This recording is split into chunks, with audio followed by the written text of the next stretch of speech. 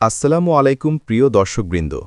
আজকের ভিডিওতে আমরা আলোচনা করব এক বিশেষ নকশা নিয়ে, যার দ্বারা শত্রুর মুখ বন্ধ করা যায়।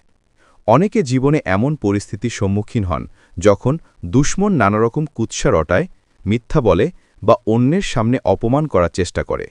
এ ধরনের অবস্থায় মানুষকে মানসিকভাবে ভেঙে পড়ে। তাই আধ্যাত্মিক উপায়ে দুশমনের মুখ বন্ধ করার নকশা অনেকেই ব্যবহার করে থাকেন। আজ আমি আপনাদের সেই পরীক্ষিত নকশার ফায়দা ও নিয়ম তুলে ধরব। নকশার শক্তি। এই নকশাটি লোহার উপর খোদাই করে তৈরি করতে হয়, কারণ লোহা শক্তি ও প্রতিরোধের প্রতীক। শত্রু যখন অন্যায়ভাবে ক্ষতি করতে চায়, তখন এই নকশা আল্লাহর ইচ্ছায় তার মুখ বন্ধ করে দেয়। তার অপপ্রচার, মিথ্যা ও কুৎসা কার্যকর হয় না। সময়ের শর্ত। খেয়াল রাখতে হবে, এই নকশা খোদাই করার সময় যেন মঙ্গল গ্রহ তুলা রাশিতে অবস্থান করে। জ্যোতির্বিজ্ঞানের দিক থেকে এ সময়কে বিশেষভাবে শক্তিশালী মনে করা হয়। এ সময় নকশা বানালে তা অধিক কার্যকর হয় এবং দীর্ঘস্থায়ী ফলাফল দেয়।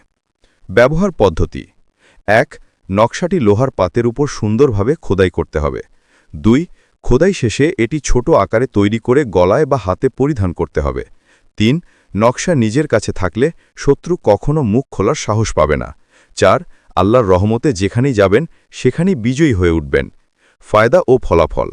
শত্রুর মুখ একেবারে বন্ধ হয়ে যাবে। কোনো অপবাদ বা মিথ্যা প্রমাণ কার্যকর হবে না। সামাজিক ও কর্মক্ষেত্রে সম্মান রক্ষা পাবে। দুশমন যতই চেষ্টা করুক, আল্লাহর ইচ্ছায় আপনি সর্বদা বিজয়ী থাকবেন। গুরুত্বপূর্ণ নির্দেশনা।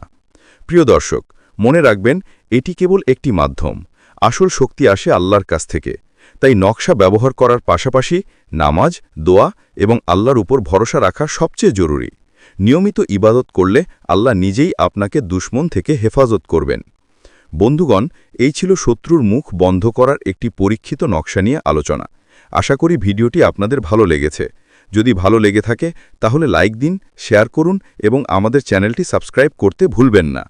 আল্লাহ আমাদের সবাইকে দুশমনের হাত থেকে রক্ষা করুন এবং দুনিয়া আখিরাতে সফলতা দান করুন। আল্লাহ হাফেজ।